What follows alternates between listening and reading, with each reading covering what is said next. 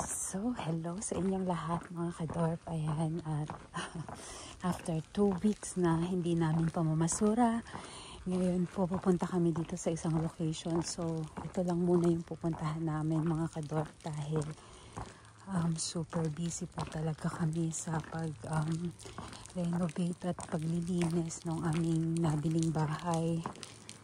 So, wala po kami masyadong time para mamasura kasi wala po tayong lalagyan pansamantala ng ating mga nakukuha. So ngayon po ayan, medyo umuulan pa kaya malamig na naman. At nandito na po tayo sa mga beans. So titingnan po natin mga kadorp kung ano ang laman. Ay grabe, may mga karne. Ang dami na namang gulay, grabe. Ayan.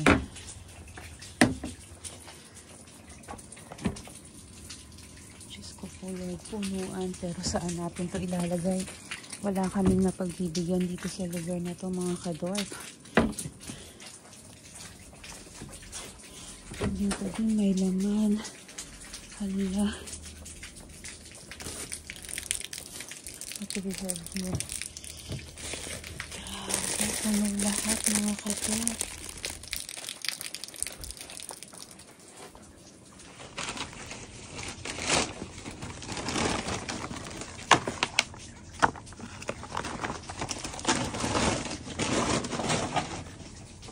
So mga kadorp, ang camera namin ngayon ay cellphone lang dahil hindi po namin malaman kung saan namin nailagay yung aming GoPro.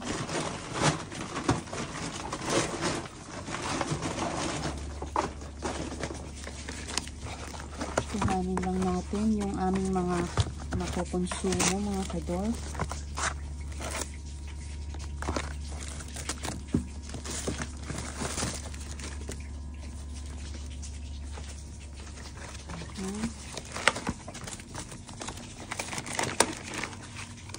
Ayan.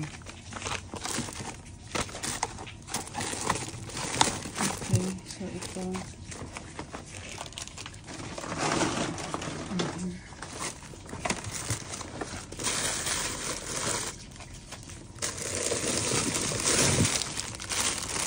Okay, that's it.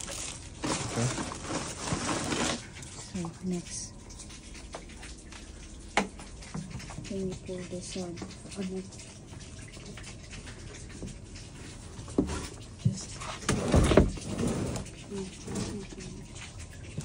I just want to see what's okay. So these are old. Ang bango ng deal. So mga lumang ito mga kadorp, so hindi pa nakakakalkalin. Isn't out. Okay.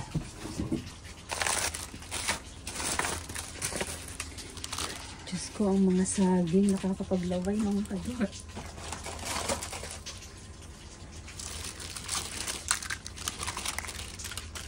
They are perfectly ripe, ready to eat. Yeah.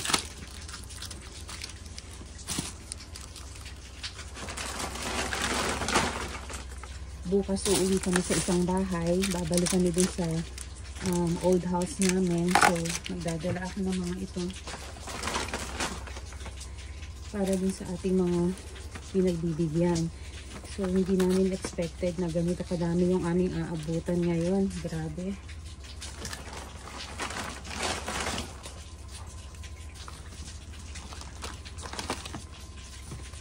Sobrang natutuwa yung ating mga nirarasyonan mga kadorp. What is this thing? Tofu?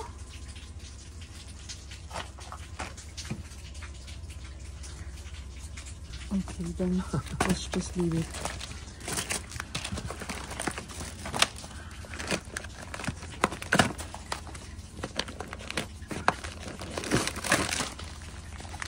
Okay. Okay.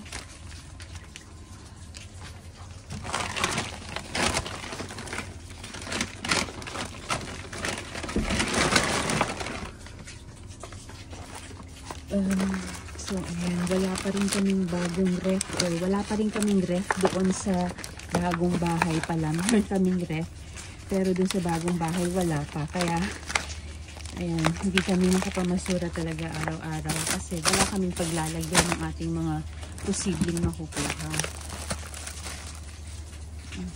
Okay, das ist nicht, okay, das ist not good.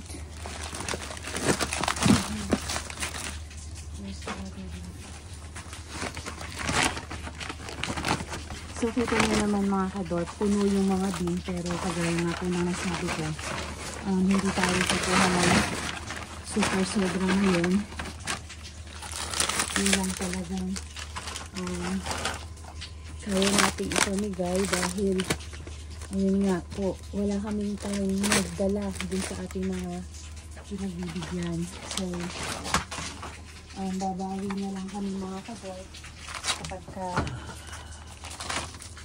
na-settle na kami, kapag okay na lahat.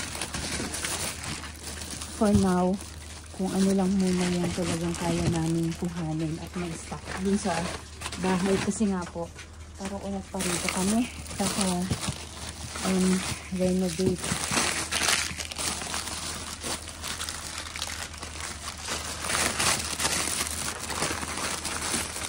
So kanina ang ginawa namin is yung garden. So sobrang gubat yung garden mga kadorp. So hindi simple. Sobrang gubat yung garden. So ano namin,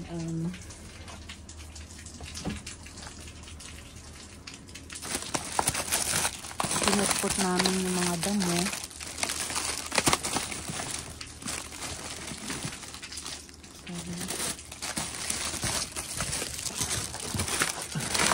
At nire-ready na namin siya para sa planting. Ayan. So,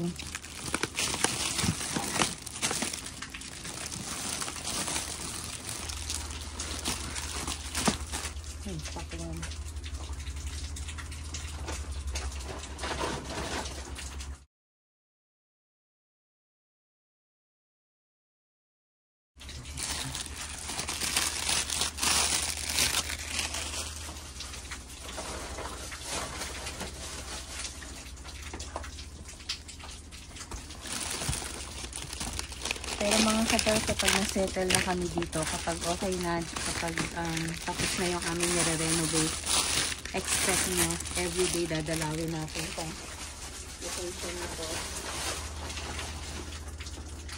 So malamang everyday or at least every other day makakapag-dive tayo. Ang daming strawberries, sayang, pero ano na, medyo nabubulok na. So ito, matagal-tagal na din. Siguro mga days na to.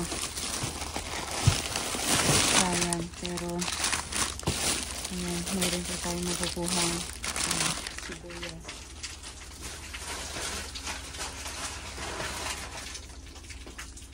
So here, bigger.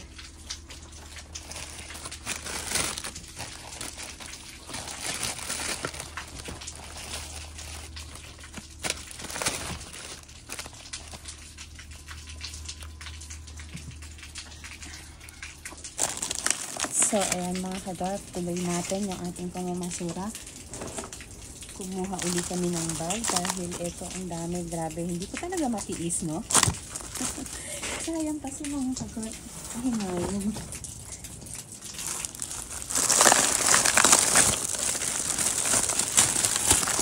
Nakikita mo yung ganito na sabihin na konti lang yung kukuhanin namin, pero pag nakikita mo yung ganitong kadami ng mga basura, pwede pa. Marami pang matutuwa.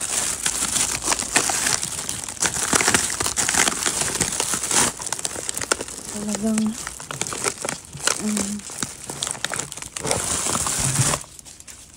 hindi mo matitiis na hindi kuhanin. Ayan, These are fresher than in the store. Yeah.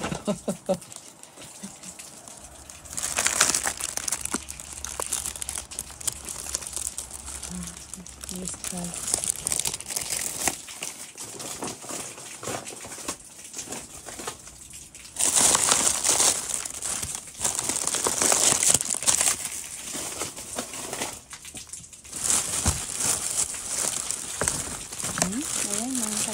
Grabe. Ang dami natin.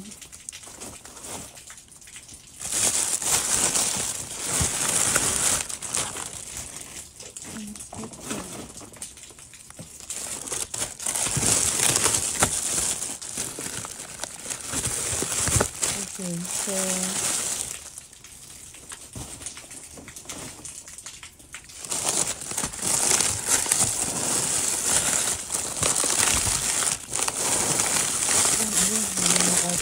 matutuwa yung ating nag-iwan.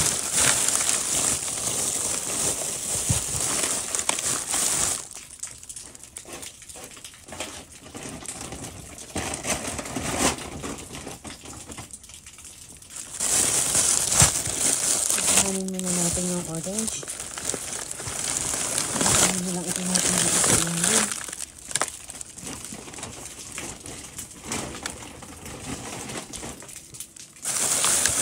Kasi prutas mga kadort, madaling ipanibay kasi sa mga gulay.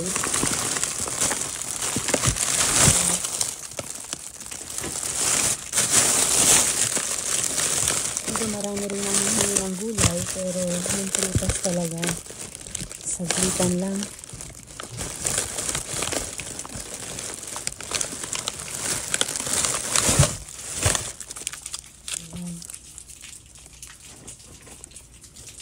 So, ayan mga kadort.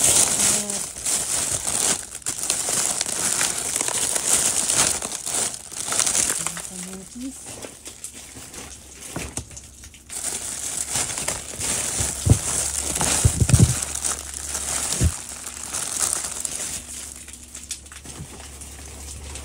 And yung ating mga sili. Ayan, mga bell pepper or banana peppers.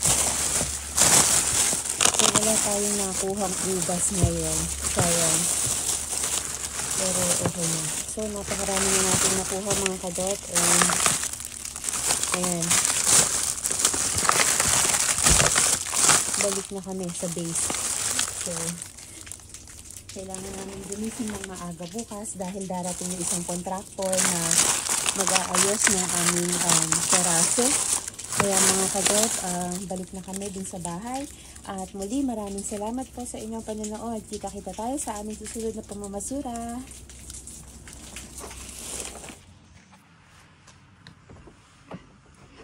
So, hello mga kadorf. I did not expect to find anything here. That's a new location.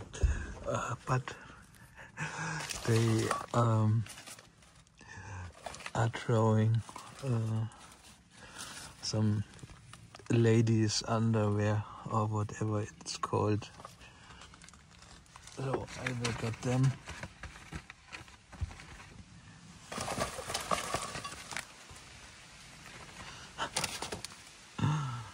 Okay.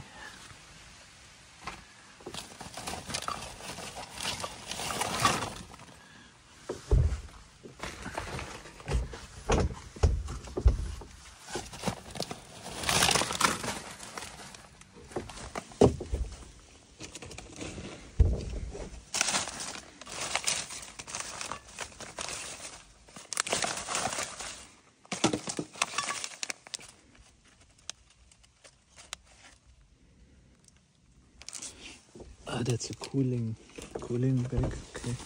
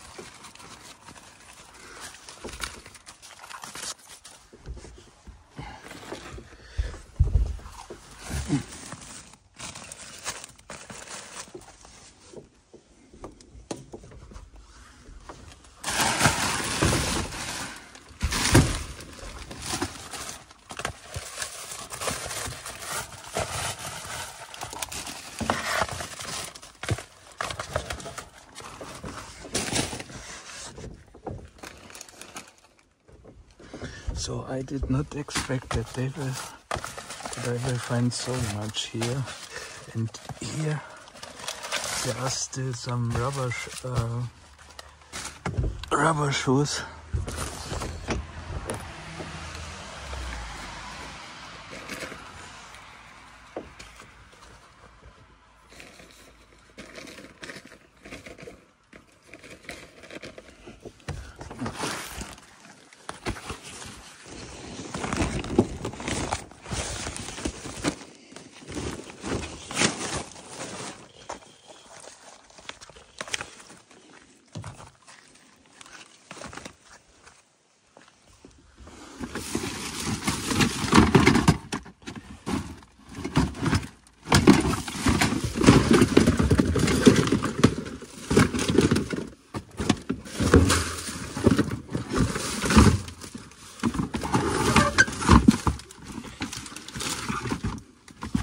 So here the reason could be that they have different sizes.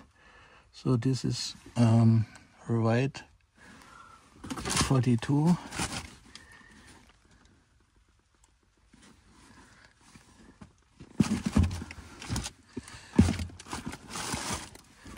Two right, and here the left one 42. And the right one 43.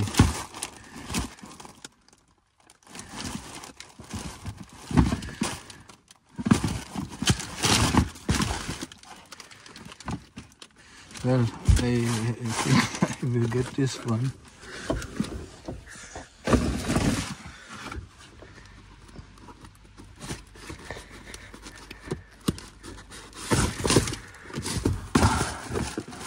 So this is a garden hose set, okay.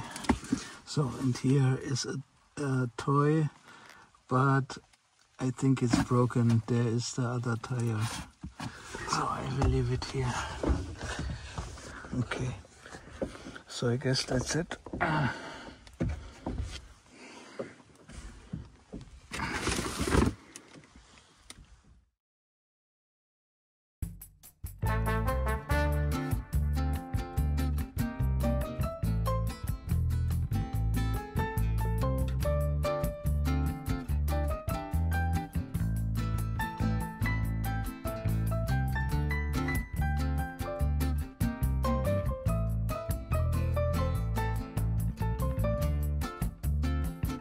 So magandang gabi po muli sa inyong lahat mga ka-Dorp at welcome back po sa aming munting channel. So after 2 weeks po na pananahimik at pagtigil sa pamamasura mga ka-Dorp, eto na naman kami sumilip sa ating mga location. So nandito na po kami sa bagong bahay mga ka-Dorp. Medyo hindi pa kami 100% na nandito. Nag-aayos pa lang po kami, kasalukuyang nagre-renovate. At kasalukuyan ding nagtatapon ng mga naiwang gamit ng dating may-ari. So ngayon mga ka-Dorp, ipapakita po namin sa inyo yung aming mga nakuha kahapon dun sa ating dalawang location na pinuntahan. So simulan po natin dito sa gawing kanan. Meron po kaming isang bagong location na natagpuan mga ka-Dorp. At doon po ay mga non-food ang mga tinda nila. At nakakuha po kami ng bota. Ayan, isang pares po ng bota. Tamang-tama, merong pang-garden ang ating hardinerong Mr. Dorf. Ayan. So, meron din tayong mga nakuhang mangilan-ngilang karne. Meron pong sausage. Merong barbecue chicken breast. Meron din tayong salmon fillet. Meron din tayong pork fillet. Ayan. At syempre, nakakuha po tayo ng dalawang chicken thighs. Ayan, chicken legs. So, nakakuha rin tayo mga ka-Dorp ng napakaraming kamatis. Ayan. So, una sabi ko po, ang kukuhanin ko lang is yung tama lang para sa amin. But since uuwi po kami dun sa kabilang bahay, meron po tayong pagkakataon na makapag-share dun sa mga iba naming pinagdadalhan dun sa area, dun sa ating kapwa Pinay, at dun din sa mga iba pa nating binibiyayaan doon ng kaunting blessing. So, ayan nga po, kamatis, and then meron tayong mga carrots, at syempre, ang sabi ko nga sa video, minsan gusto natin kuhanin konti lang, pero kapag nakita natin na magaganda yung mga tapon, talagang hindi po maiwanan. Ayan po yung ating mga cauliflower. So napakarami. Well, napakarami. Sobrang exaggerated naman. Pero ayan, 5 magagandang cauliflower po. At syempre meron tayong sibuyas na puti at sibuyas na pula. Ayan. At napakarami din po ng ating mga nakuhang banana pepper. So ito po, nandito pa sila sa tubig. Ayan, nakita nyo naman, dahil nga po madalian yung aming ginagawang hauling, kaya binabad ko po muna ito sa tubig na may suka at may konting baking soda. Ayan, so meron din po tayong 2 talong na nakuha. Ayan, mga kador. So, tamang-tama, gagawa tayo ng pinagoongang baboy. So, meron din tayong nakuhang cucumber. At meron ding malalaking sibuyas na puti. At syempre, ang napakaraming orange na naman. So, ito pong orange kinuha ko para dalhin natin kina senior. Kasi pag uwi namin mamaya, bukas, Monday, ay dadaanan po namin sina senior. Ayan, so bibisitahin namin. So, meron din tayong nakuhang kartoffel or patatas. At dito naman, ayan, meron tayong nag-iisang pinya. At syempre, merong pakwan.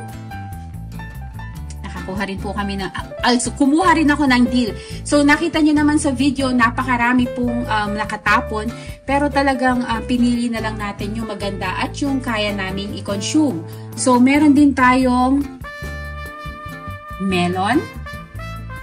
At nakakuha din po si Mr. ng isang antiseptic na sabon. At meron tayong mga cold pack. So, just in case nagbabiyahe-biyahe tayo para lalagay natin sa freezer, manigas. And then, nagiging parang coolant siya. Nagiging palamig doon sa ating bag. At syempre, nakakuha na naman tayo ng napakaraming saging.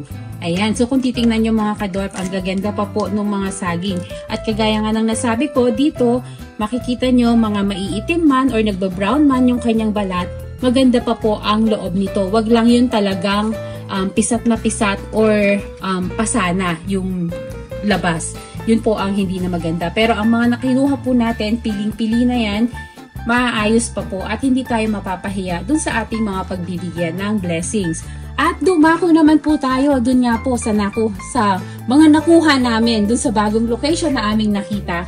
Ayan po, napakadaming mga medyas or stockings. Ayan. So, kung titingnan nyo, eto, hanggang dito lang siya, sa may binti lang. And dito namang isa, hanggang tuhod lang. So, napakarami nating stock mga kadorp. So, ikikip ko muna ito. Hindi ko siya gagamitin, pero bahala na. Titingnan natin kung saan natin to maipapamigay. So, ayan, napakaraming stockings mga kadorp nung ating nakuha para sa mga medyo sexy ang binti at mga hita. Ayan. So, merong iba't ibang kulay. Merong dark brown, merong beige, merong light. So, iba-iba po ang nakuha ni Mr. Ayan. At syempre, meron din tayong nakuhang garden hose. So, ayan, tamang-tama mga kadorp, yung ating garden, meron na tayong panimulang magagamit sa ating mga halaman. So, ayan mga kadorp, sana po nagustuhan ninyo ang aming mga video. Alam ko po na miss nyo yung aming mga upload.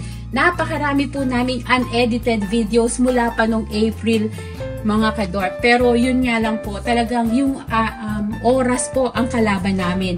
Wala po kaming time sa ngayon dahil simula po May 1, nag-start na po kami talagang mag-process dito. Marami pong mga naiwang gamit yung may-ari.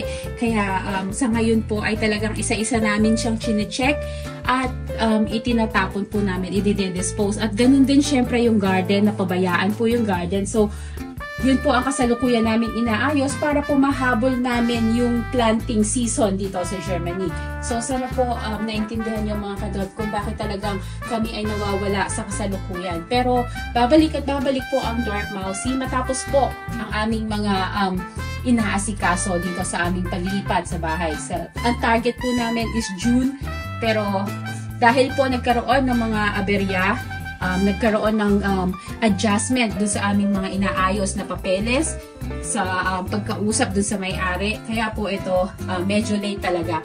Kaya pagpasensyahan niyo po muna mga ka-dwarf kung talagang pasulput-sulput lang po kami. Pero babalik at babalik po ang Dwarf Mousy. So again, maraming salamat po sa inyong walang sawang pagsuporta at pagsubaybay sa aming munting channel. Maraming salamat po sa inyong walang sawang pag-like, pag-share, pag-comment at pag-rewatch ng aming mga video. Hanggang sa susunod po namin pamamasura mga ka-dwarf. Ingat po kayong lahat and God bless us all po.